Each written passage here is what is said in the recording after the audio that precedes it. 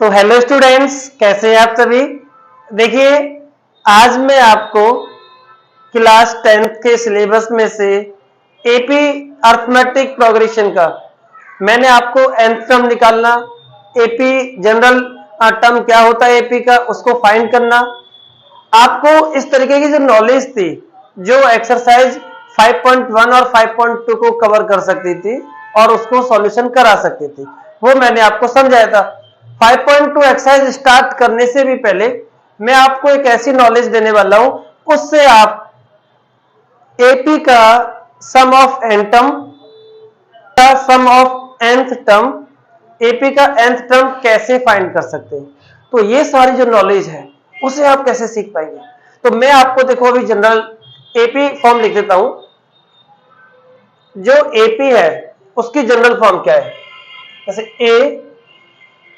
A plus D, A plus 2d, A plus 3d and dot dot dot dot so on. और last में आपने पढ़ा है, last में जो टर्म्स होता है वो होता है एल। आप लास्ट टर्म को एल भी बोल सकते हैं and a plus N minus 1d भी बोल सकते हैं, ये तो पढ़ा ही आपने। तो लास्ट टर्म क्या होता है, A plus N minus 1 into D, और लास्ट टर्म को डिनोटेड हम ए एन से भी कर देते हैं। सो एल का मीन्स क्या होता है, ए एन भी होता है और इसका फॉर्मूला होता है A plus N minus 1 D होता है, ये एल का फॉर्मूला होता है। अब आप इस सीक्वेंस को देखिए, ये जो सीक्वेंस जो लिखा है इस सीक्वेंस में कुछ फैक्ट भी है। अब क्या फैक्ट है, आप लेफ्ट साइड से राइट साइड की तरफ जाना है तो आपको क्लियरली ये समझ में आ रहा है कि सभी टर्म में डी प्लस हो रहा है। जैसे ए है इसमें डी ऐड हो गया, फिर इसके नेक्स्ट वाले टर्म में फिर 1d और एक्स्ट्रा ऐड हो गया, फिर इसमें एक और एक्स्ट्रा डी ऐड हो गया, इसमें और एक्स्ट्रा डी डी ऐड होता चला जा रहा है। अब इसका राइट साइड से बैक हो जाइए, ये टर्म है, इसके पहले वाले टर्म में 1d लेस हो रहा है, माइनस हो रहा है, इसके इसमें माइनस हो रहा है, ओनली 1d इसमें माइनस हो रहा है। तो स्टूडेंट्स, एक सबसे बड़ा जो फैक्ट है वो क्या है, आप इधर से इधर की तरफ जाते हैं लेफ्ट टू राइट तो क्लियरली कि जो डिफरेंस होता है वो आपको ऐड करना होता है। तो difference plus difference plus difference आपको ऐड करना होता है। और आप बैक हो जाते हैं राइट टू लेफ्ट तो आपको क्या करना है, डी को उसी को माइनस कर देना है, डिफरेंस को माइनस कर देना है। अब कैसे समझ पाएंगे, ये लास्ट टर्म है, ये लास्ट टर्म है तो इसके just before, just predecessor term, just बिल्कुल नियरेस्ट जो इसके पहले वाला टर्म है, तो जस्ट बिफोर इसके क्या हो जाएगा, मैं यहां लिख देता हूं एल माइनस डी हो जाएगा, ये जो टर्म हो जाएगा इसके अकॉर्डिंग।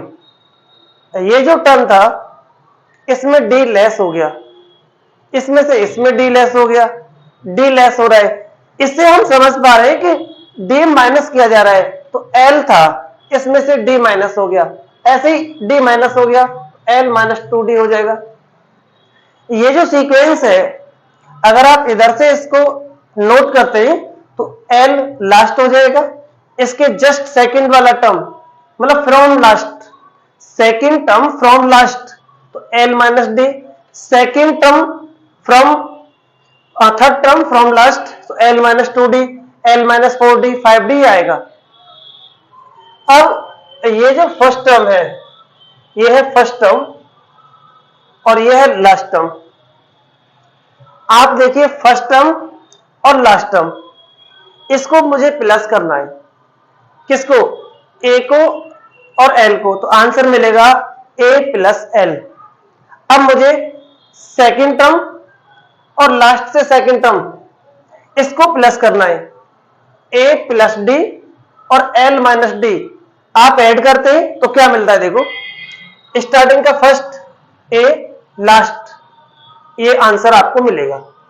ये किसका मिलेगा, फर्स्ट का और लास्ट का आंसर मिलेगा। तो क्लियर है। ऐसे ही इसमें सेकंड का और सेकंड लास्ट का क्या होगा, ए प्लस डी, ये सेकंड नंबर हो जाएगा from beginning and second number from last. L minus D हो जाएगा, ये कैंसिल, इसका भी ए प्लस एल ही मिलेगा। Third number A plus two d plus third number from last L minus two D, ये कैंसिल हो जाएगा, इसका भी आपको ए प्लस एल ही मिलेगा। फोर्थ नंबर इसका, फोर्थ उसका, आप कोई सा भी नंबर ऐड करते हैं आपको ऑलवेज ए प्लस एल ही मिलेगा। तो एक तो ये बड़ा फैक्ट हो गया।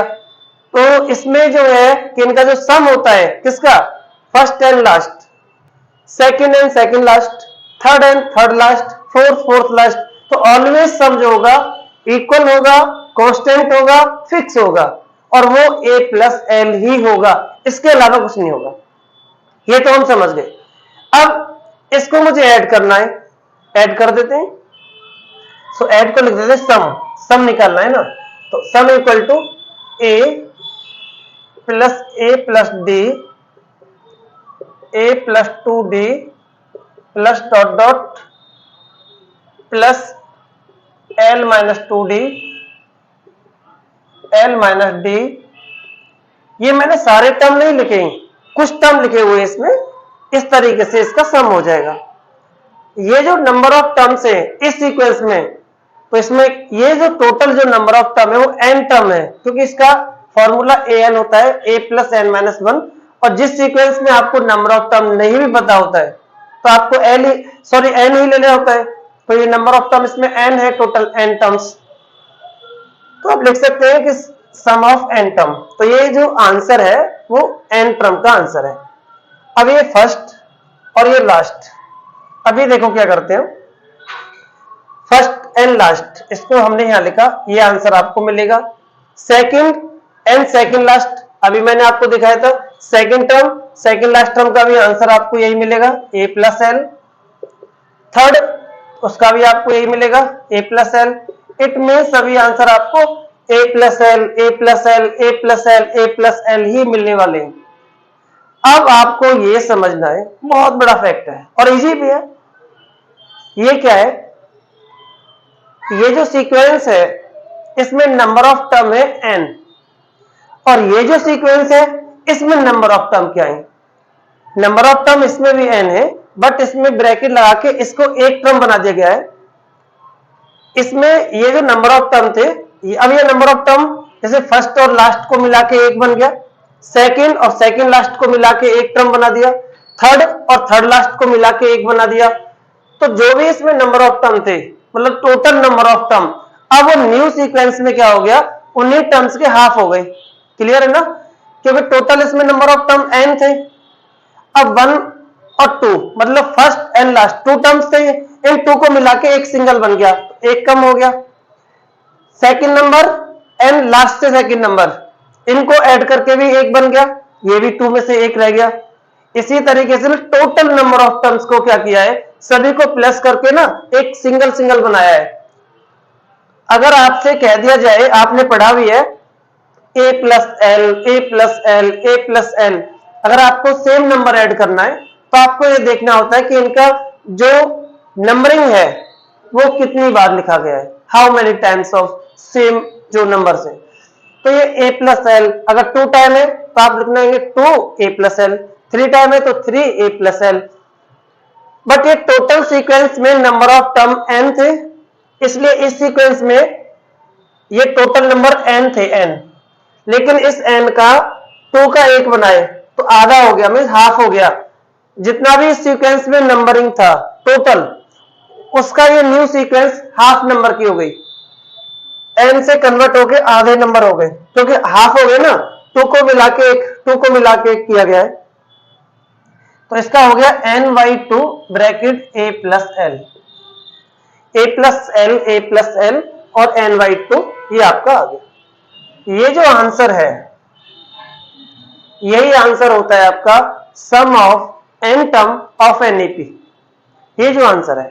और इसी आंसर को और हम आगे समझ सकते हैं, ये जो आंसर जो है ये एक फॉर्मूला है, और इसी फॉर्मूले से आप sum of n term of N AP, किसी भी एपी का, जो भी एपी है उसके सीरीज का, उस सीक्वेंस का आप टोटल ऐड कर सकते हैं इस फॉर्मूले से। इस फॉर्मूले को थोड़ा और हम समझ लेते हैं, उसका भी यूज करेंगे, उससे भी सेम आंसर आएगा और इससे भी सेम आएगा। क्या समझ लेते हैं, Sn equal to n/2 a as it is plus l, l equal to an, आप an भी पुट कर सकते हैं, तो इसको फॉर्मूले को ऐसे भी आप लिख सकते हैं n/2 bracket a plus an। तो कंफ्यूज होने की जरूरत नहीं है, किसी बुक में l नहीं भी हो तो an हो सकता है, यहां पर an इसे नहीं होगा।